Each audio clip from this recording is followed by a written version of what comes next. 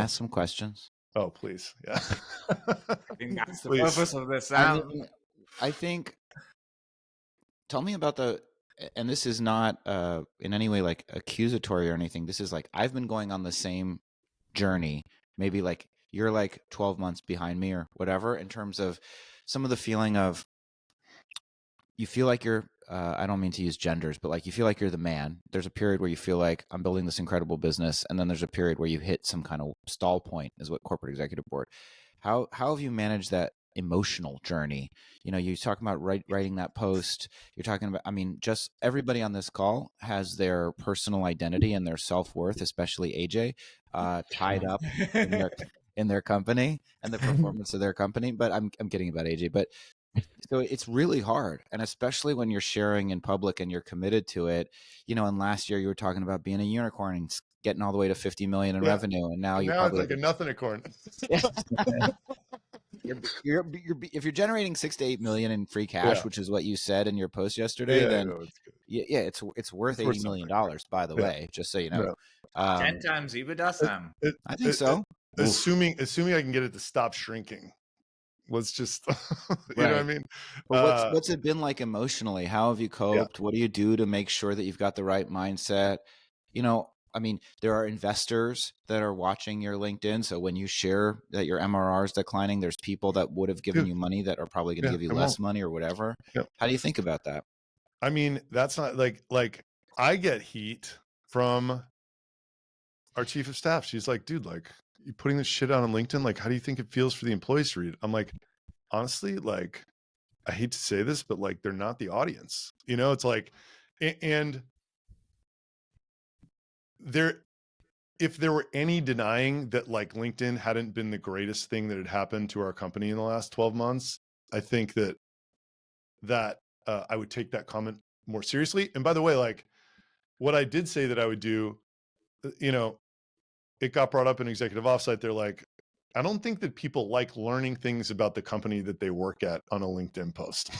And I was like, okay, fair enough. Right. That's like, good. That's fair. Yeah. Fair enough. So I'm like, I'll send it to them a week early, you know? Yeah. And then, you know, Kelly's just like, dude, like, can you just take 15 minutes and write an update to them? Because I think that they would really appreciate that. So that's kind of where we ended up there. But back to your question, my experience being an entrepreneur, and this is one of the reasons that I advocate for bootstrapping, is that, call it whatever you want to call it, it's a series of getting stuck and unstuck again. That's all that I have ever experienced. And I've been doing it for 11 years. I've maybe met a couple people who it's just been up and to the right, and that's all they've ever known. But like most of the entrepreneurs that I know, if you want to call it stacking S curves or whatever, it's like there's sort of nothing, and then there's like boom, and then it flattens out, and then there's another boom. If you're lucky enough to sell your business on the boom, good for you. A lot of times I've observed when people are trying to sell it on the boom, some banker or something talks them into buying something. You know, like, well, you know, I didn't get paid $100 million, but like I got 50 million of debt and now I own this other thing and we're going to sell it for more. And then it's like, you know, like I've just seen that happen a lot. So this time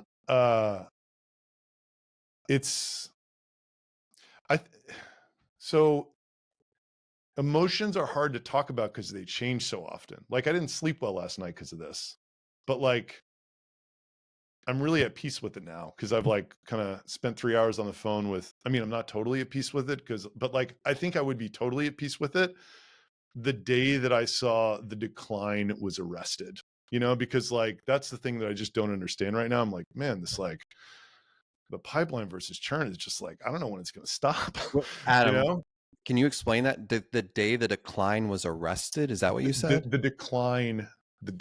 Meaning if his ARR stops shrinking. Yeah. The day the decline, the day I understand when it's going to stop completely or go the other way or something, right? Well, it's an interesting point that you brought up on just terms of like this S curve feeling that happens. And I get that.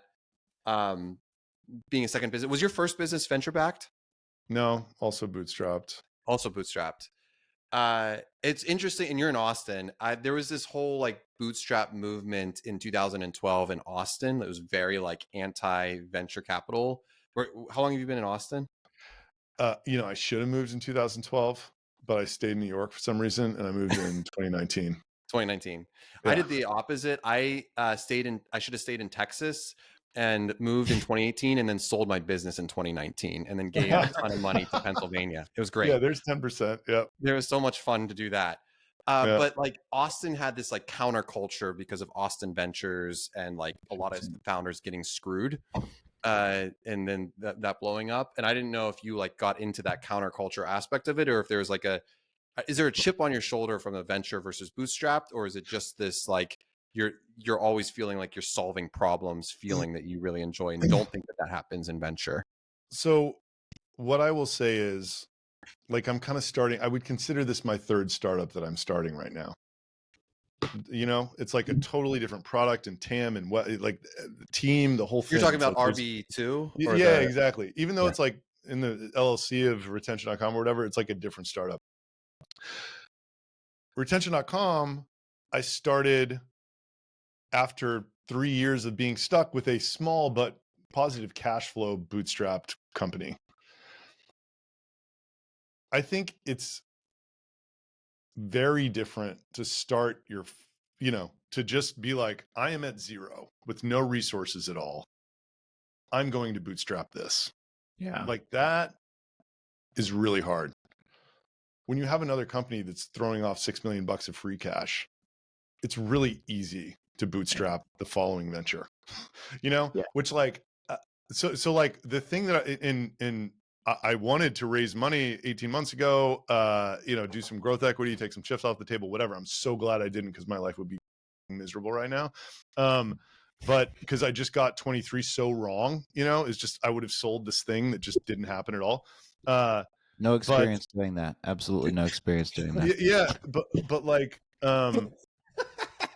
the like why don't more people, you know, it's like, this seems like a novel thing to me. It's like the degree of difficulty of getting something to like a SaaS to 3 million ARR is really not absurdly high with a super lean team. And then you can stop there and be like, okay, that's probably not getting that much bigger than that. But like, I'm going to like get somebody running it and then use, you know, if it's throwing off $1 million, like use that to fund my lifestyle and like another team to like, you know, skunk work something else.